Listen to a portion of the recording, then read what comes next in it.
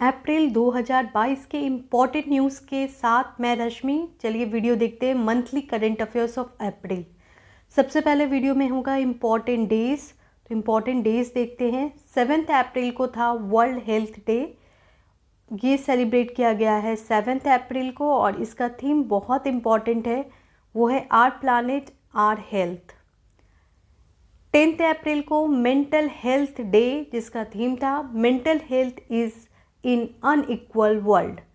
Mental health day 10 अप्रैल को celebrate किया गया और मेंटल हेल्थ प्रोग्राम से रिलेटेड बजट में भी डिस्कशन की गई है, तो ये डे इम्पॉर्टेंट हो जाता है।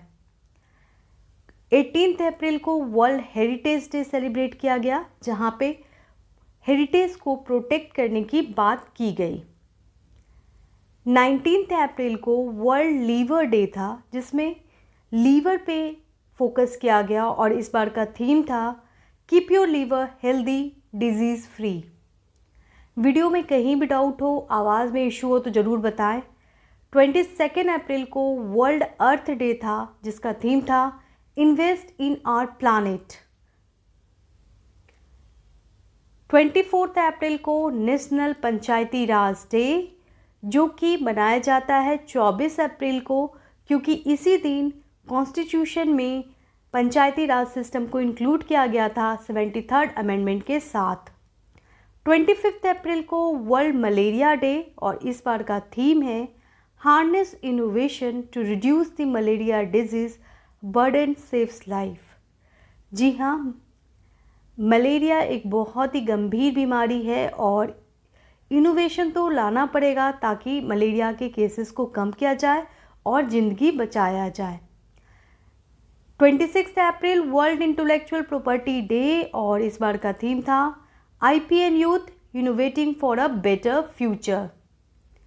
वर्ल्ड इम्यूनाइजेशन वीक 24 अप्रैल से 34 अप्रैल तक। वर्ल्ड इम्यूनाइजेशन वीक फोकस था इम्यूनाइजेशन पे और ये काफ़ी इम्पोर्टेंट प्रोग्राम है। इससे रिलेटेड इंडिया में भी नेशनल इम्यूनाइजेशन वीक चलाया गया, तो ध्यान रखें 24 अप्रैल से 30 अप्रैल तक वर्ल्ड इम्यूनाइजेशन वीक। अपॉइंटमेंट्स देख लेते हैं, most important appointments of April 2022।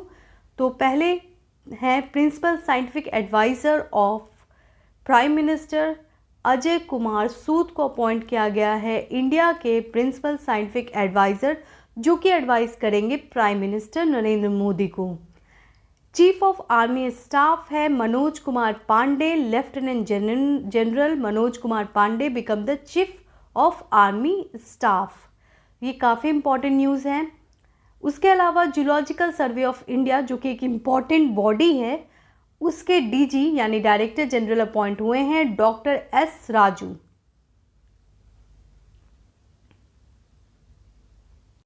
Zoological survey of India एक बहुत ही पुराना बॉडी, जो कि बना था 1851 में और ये बॉडी मिनिस्ट्री ऑफ माइंस के अंतर्गत आता है और इसके डायरेक्टर जनरल अपॉइंट हुए हैं doctor S Raju. President of France again बनते हैं इमानुएल मैक्रोन और ये काफ़ी इम्पॉर्टेंट न्यूज़ है। President of France Emmanuel Macron. आगे बढ़ते हैं। Prime minister of Hungary appoint होते हैं विक्टर ऑर्बन। अवार्ड्स देख लेते हैं। Most important award, first Lata Dinanath Mangeshkar award दिया गया है 2022 का प्राइम मिनिस्टर नरेंद्र मोदी को। Entrepreneur of the year award 2021 जाता है फागुनी नायर को, जो कि नायका की CEO है। Huron self made women for 2022 का भी अवार्ड इनको मिलता है फागुनी नायर को, तो ध्यान रखें। 31 सरस्वती सम्मान 2021 दिया गया राम दरस मिश्रा को for his collection of poem मैं तो यहाँ हूँ। ध्यान रखें ये कौन सा एडिशन था। 31 सरस्वती सम्मान 2021 राम दरस मिश्रा को दिया जाता है, उनकी कलेक्शन ऑफ पोएम जिसका नाम है मैं तो यहाँ हूँ। ये हिंदी कलेक्शन था। ये अवार्ड जो है वो इंडियन लैंग्वेज में अच्छे काम करने के लिए दिया जाता है। इससे पहले मिला था 30th सरस्वती सम्मान 2020, वो मिला था सरन कुमार लिम्बाले उनकी किताब सनातन के लिए। स्पोर्ट्स न्यूज़, सबसे पहले स्पोर्ट्स न्यूज़ में है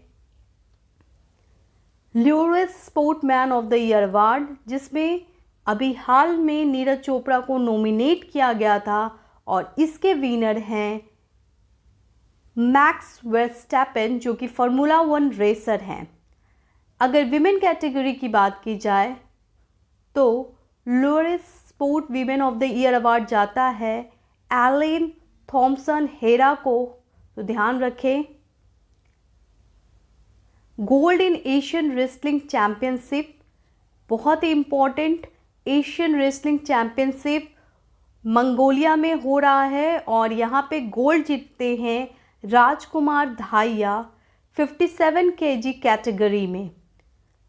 ठीक है, राजकुमार धाइया किस गेम से रिलेटेड है? जी हाँ, रेसलिंग से। ओरलियन मास्टर 2022 अभी ऑर्गेनाइज हुआ।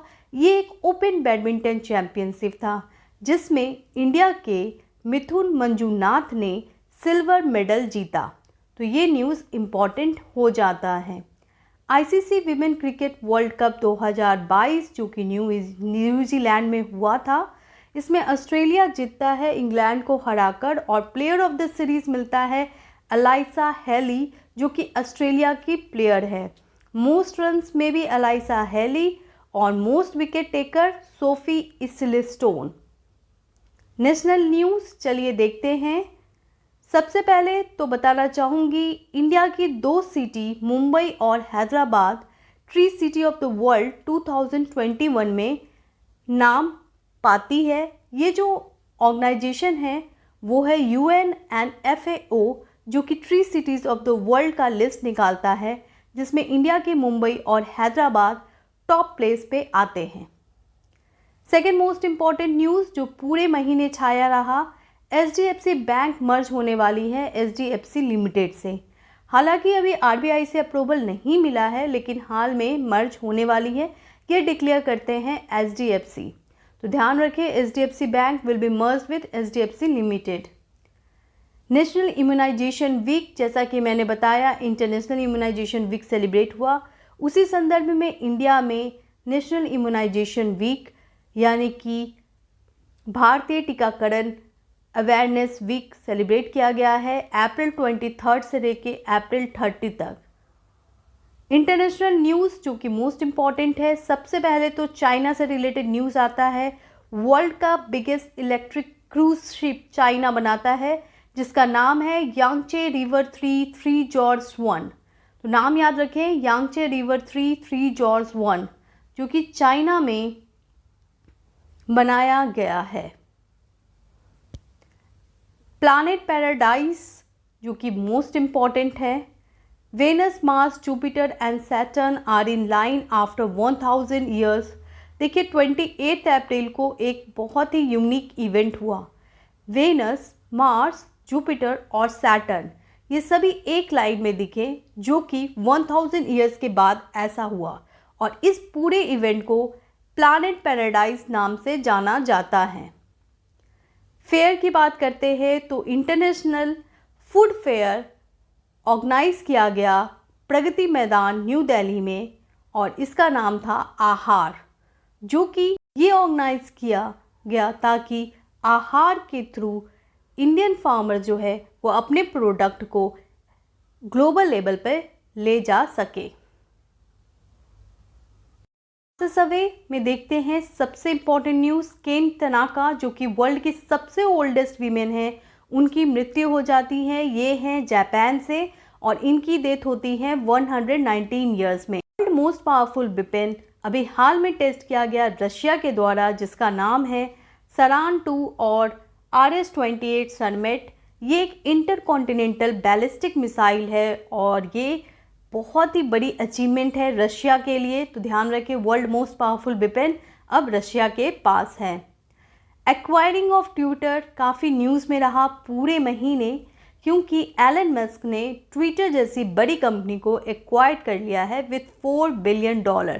जी हाँ, एलन मस्क जो कि दुनिया का सबसे रिचेस्ट पर्सन है, उसने ट्विटर को एक्वायर किया है और अब ट्विटर बन गया है एक प्राइवेट कंपनी। रैंकिंग देखते हैं। SIPRI Stockholm International Peace Research Institute ने अभी एक रैंकिंग निकाली जिसमें इंडिया का प्लेस 3rd है। ये रैंकिंग रिलेटेड है वर्ल्ड मोस्ट स्पेंडिंग नेशन में, यानी दुनिया में सबसे ज़्यादा एक्सपेंडिचर मिलिट्री पे कौन सी कंट्री खर्च करती है। तो पहला है यूएसए, दूसरा है चाइना और तीसरा है इंडिया। बुक्स देखते हैं। पूरे महीने जो इम्पोर्टेंट बुक रिलीज हुई है वो है बिरसा मुंडा जनजातीय नायक बुक, जो कि लिखी गई है आलोक चक्रवाल के द्वारा।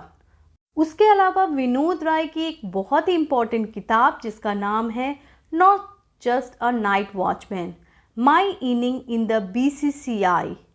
ये काफ़ी इम्पॉर्टेंट बुक है जो कि काफ़ी न्यूज़ में है और ये लिखा गया है CAG of India Vinod Rai. Vinod Rai क्या थे? पहले CAG थे इंडिया के। उसके अलावा गीतांजलि श्री की टॉम्ब ऑफ सैंड काफ़ी न्यूज़ में था। ये बुक रिलीज़ हुई है और ये बुक काफ़ी न्यूज़ में है। Thanks to watch the video till last. Video में कहीं भी डाउट हो तो ज़रूर पूछे। वीडियो अगर आपको अच्छा लगे तो लाइक कर दे, शेयर कर दे और चैनल को सब्सक्राइब कर ले। Thank you.